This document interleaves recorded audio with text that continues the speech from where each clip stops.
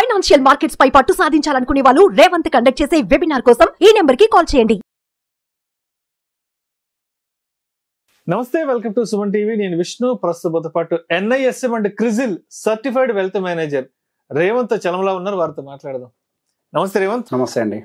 Revanth, just ఒక 10-15 రోజుల ముందు వరకు కూడా బంగారం ధరలు చూస్తే గోల్డ్ అయితే 80,000 మార్క్ టచ్ అయిపోయింది, సిల్వర్ అయితే 1,00,000 టచ్ అయిపోయింది. అవునండి. బట్ ఎందుకో ఒక వారం రోజుల నుంచి బంగారం ధరలలో భారీ తగ్గుదల చూస్తున్నాం. అవును. అసలు ఎంత తగ్గింది, ఎందుకు తగ్గింది, తగ్గడానికి గల కారణాలేంటి, ఇంకా ఎంత వరకు తగ్గే అవకాశం ఉందంటారు వచ్చే నెల 2 నెలల్లో? తగ్గడానికి అయితే ఇంకెక్కువ స్కోపే కనిపిస్తుంది. గోల్డే కాదు, అన్నిట్లో టెక్నికల్ లెవెల్స్ పనిచేస్తాయి. సో టెక్నికల్ అనాలిసిస్ చెప్తాను, ఫండమెంటల్ కూడా మాట్లాడదాం. సో ఫండమెంటల్ గా ఫస్ట్ పెరగడానికి రీజన్ ఏంటో అర్థం చేసుకుంటే మనకి తగ్గడానికి రీజన్ ఏంటో కూడా అర్థమైపోద్ది. మనకి పెరగడానికి రీజన్ ఏంటి, ఎప్పటి నుంచి పెరగడం మొదలు పెట్టింది? పర్టికులర్ గా మన కోవిడ్ దగ్గర నుంచి అన్సర్టనిటీ క్రియేట్ అయింది, గోల్డ్ ట్రిగ్గర్ స్టార్ట్ అయింది. అక్కడ నుంచి అక్కడ ఛాన్స్ తీసుకుంది పైకి మూవ్ అవడానికి. అక్కడి నుంచి సిరీస్ ఆఫ్ అన్సర్టనిటీస్, మనకి అన్సర్టనిటీస్ ఎప్పుడు ఆగలే. దాని తర్వాత కోవిడ్ తర్వాత మనకి రష్యా ఉక్రెయిన్ వార్ రావటము, తర్వాత ఇజ్రాయెల్ రిలేటెడ్ వార్ రావటము, రిసెషన్ ఫియర్ రావటము, బ్యాంకింగ్ క్రైసిస్ ఉంటదేమో అని భయం రావటము యుఎస్ లో, ఆ తర్వాత ఎలక్షన్స్ క్రియేట్ అవ్వటము, దాదాపుగా వరల్డ్ లో 60% ఆఫ్ ద పాపులేషన్ మనకి ఎలక్షన్స్ లో పార్టిసిపేట్ చేయటము. సో బేసిక్ ఇదంతా కూడా అన్సర్టనిటీ. ఈ అన్సర్టన్ ఈవెంట్స్ ఉన్నంత కాలం మనకి గోల్డ్ లో విపరీతమైన డిమాండ్ కనిపించింది. దానికి తోడు మనకి రిజర్వ్స్ బ్యాంక్స్ అన్ని కూడా హ్యూజ్ గోల్డ్ రిజర్వ్స్ పెంచుకోవటము, ఈ బయింగ్ ప్రెషర్ క్రియేట్ అవ్వటము, ఇదంతా కూడా ఫుల్ సైజ్ ఫీడింగ్ లాగా తయారైంది గోల్డ్ కి. సో హైయర్ సైడ్ కొట్టుకుంటూ తీసుకెళ్లిపోయారు. ఒక మంచి దాదాపు 80,000 లెవెల్ వరకు రీచ్ అయ్యారు. 79,755. నేను కొంచెం మార్కెట్ భాషలో మాట్లాడతాను, రియల్ మార్కెట్ కి దీనికి కొంచెం తేడా ఉంటుంది. ఓకే, సో నియర్ టు 80,000 వరకు కూడా కొట్టుకుంటూ వెళ్ళిపోయింది. అక్కడి నుంచి ఏం చేసింది, దాదాపుగా 7% correction within no time. ఎప్పటి నుంచి కరెక్ట్ గా మనకి యుఎస్ లో మనకి ట్రంప్ గారు గెలిచారు అన్న న్యూస్ వచ్చింది. న్యూస్ నుంచి అయిపోయింది. అప్పుడు దాకా ఎగిరింది గోల్డ్ కి హ్యాపీ డేస్ అయిపోయినట్టు. నాకు తెలిసి గోల్డ్ ఇంత స్పీడ్ గా రీసెంట్ డేస్ ఎప్పుడు పడలే. మరి అసలు వారం రోజుల్లోనే విపరీతమైన ఫాల్. అంతే, విపరీతమైన ఫాల్ 7%. సో చాలా ఫాస్ట్ గా కరెక్ట్ అవుతూ వచ్చింది. సో బేసిక్ గా మరి ట్రంప్ గారు ఎలక్ట్ అయితే ఎందుకు పడ్డది? సో ట్రంప్ ఎలక్ట్ అయితే ఆయన సహజంగా ఎటువంటి యుద్ధాలకి సహకరించరు, రైట్? సో ఈ రష్యా ఉక్రెయిన్ వార్లు క్లోజ్ అయిపోతాయి, ఈ అన్ని మనకి ఉక్కుపాదం మోపుతారు, అంతే. ఇజ్రాయెల్ లేకుండా చూస్తారు, అంతే. ఇజ్రాయెల్ వార్స్ అన్ని క్లోజ్ అయిపోతాయి, ఇంకా ఈ టాపిక్స్ అంతా డిస్కషన్ లోకి రావు. సో ఏం జరుగుతుంది అప్పుడు? ఏ న్యూస్ లేకపోతే గోల్డ్ కడుపు మాడిపోద్ది.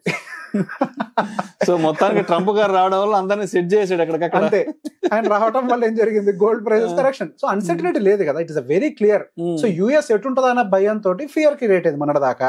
యుఎస్ ఇప్పుడు ఎటు యుద్ధానికి సపోర్ట్ చేయదు, అన్సర్టనిటీ క్లియర్ అయిపోయింది అవుట్ రేట్ గా. నెక్స్ట్ ఏం జరుగుతుంది, ఆయన ఎక్కువ డెవలప్మెంట్ మీద ఫోకస్ చేసే person, business man. Pure business man, realtor, real estate అంతా ఎవ్రీథింగ్. అసలు ఆయన pure business man. So basic గా రేపన్న నాడు అగైన్ ఆయన ఈ డెవలప్మెంట్ మీద ఫోకస్ చేసుకుంటూ వెళ్తే బై డిఫాల్ట్ గా ఇన్ఫ్లేషన్ పెరుగుతుంది అగైన్.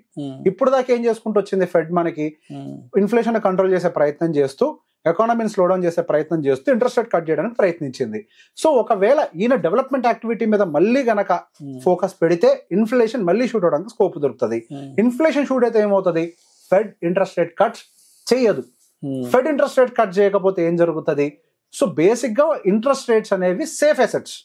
గోల్డ్ కంటే సేఫెస్ట్ ఏంటి? Interest rates, bonds.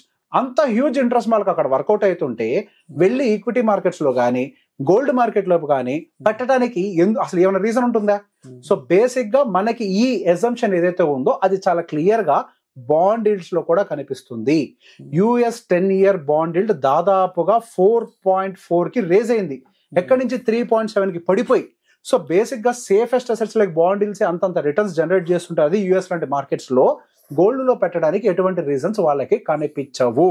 So basic గా ఇది మెయిన్ రీజన్. దాని వల్ల మనకి గోల్డ్ లో సెల్లింగ్ ట్రిగ్గర్ అవడం అనేది కనిపించింది.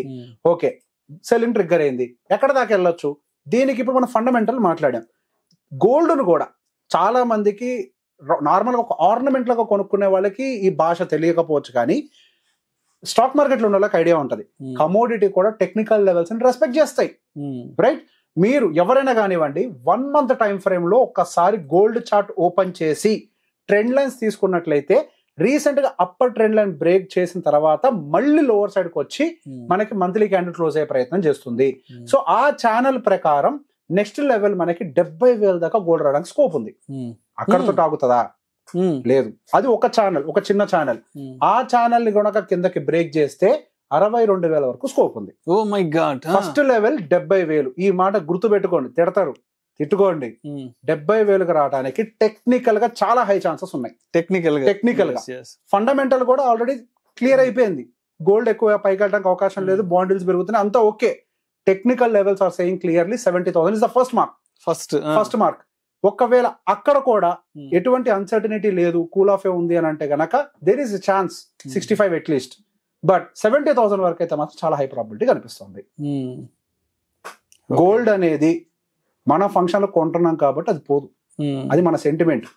కానీ ప్రపంచానికి గోల్డ్ అనేది కమోడిటీ, ఒక ట్రేడబుల్ ప్రోడక్ట్. వాళ్ళకి మన ఇండియాలో ఈవెంట్స్ గురించి, పండుగల గురించి, పెళ్లిళ్ళ గురించి, ఫంక్షన్ల అనవసరం. అది వాళ్ళకి అనవసరం. అక్కడ ఏదో జరిగితే ఇక్కడ పెరుగుతుంది, అంతేగాని ఇక్కడ ఏదో హైదరాబాద్ లో పెళ్లిళ్ళని అంతే. ప్రపంచానికి గోల్డ్ అనేది ఒక కమోడిటీ మాత్రమే. దాన్ని ఆ లెవెల్స్ ప్రకారం, ఫండమెంటల్స్ ప్రకారం మాత్రమే మూవ్ చేస్తారు. Just like a stock market, it is a tradable product. అంతే. రైట్.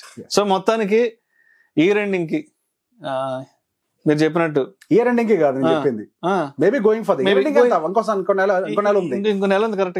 ఈ నెలలో అవుతుంది నేను చెప్పట్లేదు. Going for their is high probability 70,000 touch చేయొచ్చు, 70 వరకు టచ్ చేయొచ్చు. చాలా హై ఛాన్సెస్ కనిపిస్తున్నాయి. Right. Thank you so much Revanth. Thank you అండి.